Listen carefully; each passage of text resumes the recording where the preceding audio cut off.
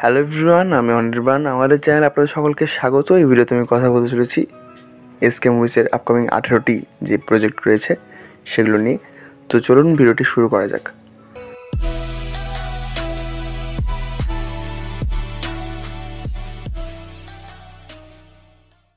তো আপনারা জানেন যে এসকে মুভিজ 18টি প্রজেক্ট ঘোষণা করেছিল তাদের আপকামিং, এবং সেই আপকামিং প্রজেক্টগুলোতে রহস্য, ফ্যামিলি ড্রামা সব মিলিয়ে মিশিয়ে রয়েছে। তো প্রতিটা নিয়ে আলোচনা করব। প্রথমে যেটা নিয়ে বলবো কথা সেটা হচ্ছে আপনজন। এটি ডিরেক্ট করবেন অংশুমান প্রত্যুষ এবং মুখ্য চরিত্রে থাকবেন জিতু কামাল আর পায়েল সরকার। তো এটা আর কি দুজনের সম্পর্কের টানাপোড়েন নিয়ে হয়তো একটা সিনেমা হবে এবং ফ্যামিলি ড্রামা ছবি হবে। এরপর যে সিনেমাটা নিয়ে কথা বলবো সেটা হচ্ছে উড়ানছু।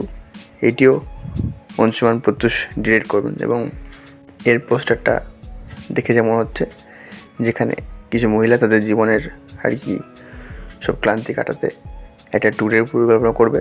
তো কীভাবে সম্ভব হবে সেটা নিয়ে হয়তো সিনেমাটা হবে। এরপরে যেটা নিয়ে কথা বলবো সেটা হচ্ছে রবীন্দ্র কাব্য রহস্য, যেটাতে মুখ্য চরিত্রে রয়েছেন ঋত্বিক চক্রবর্তী এবং শ্রাবন্তী।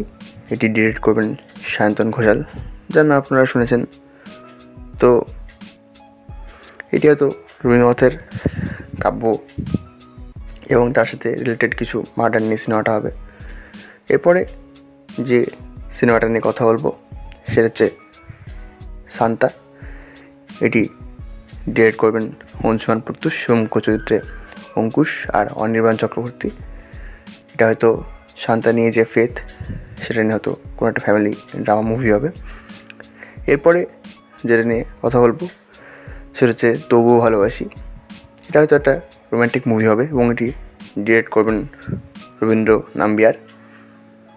এরপরে যে সিনেমাটা নিয়ে কথা বলবো সেটা হচ্ছে অপরিচিত। এর ট্রেলার কিন্তু রিলিজ হয়ে গেছে। মুখ্য চরিত্রে রয়েছেন ঋত্বিক চক্রবর্তী, অনির্বাণ চক্রবর্তী এবং ঈশা সাহা। এটি থ্রিলার মুভি হতে চলেছে এবং এটি ডিরেক্ট করছেন জয়দীপ মুখার্জি। এরপর যে সিনেমাটা নিয়ে কথা বলবো সেটা হচ্ছে যদি এমন হতো। এটি ডিরেক্ট করছেন রবীন্দ্র নাম্বিয়ার এবং এটা হয়তো ত্রিকোণ প্রেমের কোনো একটা গল্প হবে, থ্রিলারও হতে পারে। এরপর যে সিনেমাটা নিয়ে কথা বলবো সেটা হচ্ছে চন্দ্রবিন্দু এবং এটি হয়তো কোনো হরর ফিল্ম হবে। এটি ডিরেক্ট করবেন রাজাচন্দ্র। মুখ্য চরিত্রে রয়েছেন অঙ্কুশ এবং ওয়েন্দ্রিলা। এরপর রয়েছে ভালোবাসি তোকে ভালোবেসে। এটি ডিরেক্ট করবেন সায়ন্তন ঘোষাল। তো এটা হয়তো কোনো রোম্যান্টিক মুভি। এরপরে যেটা নিয়ে কথা বলবো সেটা হচ্ছে অন্নপূর্ণা। এটা হয়তো মা ছেলের সম্পর্কের সিনেমা হবে এবং এটিও ডিরেক্ট করবেন অংশুমান প্রত্যুষ। এরপর আমাদের লিস্ট রয়েছে আমি আমার মতো। এটি ডিরেক্ট করবেন কমলেশ্বর মুখার্জি এবং মুখ্য চরিত্রে জিতু কামাল, শ্রাবন্তী আর রজত দত্ত। এরপর যে সিনেমাটি রয়েছে সেটির নাম হচ্ছে বাবুসোনা। এটিও ডিরেক্ট করবেন অংশুমান প্রত্যুষ এবং এটা হয়তো কমেডি থ্রিলার ছবি হবে আর এটিতে মুখ্য চরিত্রে রয়েছেন জিতু কামাল এবং শ্রাবন্তী। এরপরে রয়েছে এই এসকে মুভিসের যা যা ফিল্ম রয়েছে আপকামিং, তার মধ্যে সবচেয়ে ইন্টারেস্টিং লাগছে আমার সরলাক্ষ হোমস এবং এটিতে মুখ্য চরিত্রে রাজীব বসু থাকবেন আর এটি হাউন্ড অফ বাস্কারভিলসের উপর হবে বেস করে আর ডিরেক্ট করবেন সায়ন্তন ঘোষাল। এরপর যে ছবিটা রয়েছে সেটা হচ্ছে গৃহস্থ। এটিতে মুখ্য চরিত্রে রয়েছেন রীতাভরি চক্রবর্তী এবং এটি ডিরেক্ট করবেন মৈনাক ভৌমিক। এটা হয়তো কোনো ডার্ক থ্রিলার হবে। এরপর যে সিনেমাটি রয়েছে সেটা হচ্ছে ডিআরডি। এটি ডিরেক্ট করবেন রবীন্দ্র নাম্বিয়ার এবং মুখ্য চরিত্রে শ্রাবন্তী আর দিলীপিয়া। এটা হয়তো কোনো ড্রামা মুভি হবে এবং এরপর এই লিস্টে রয়েছে এখানে অন্ধকার। এটা হয়তো কোনো হরর সাইকোলজিক্যাল থ্রিলার হবে। মুখ্য চরিত্রে পরমব্রত আর ঋত্বিক চক্রবর্তী থাকবেন এবং এটি ডিরেক্ট করবেন পরমব্রত নিজেই।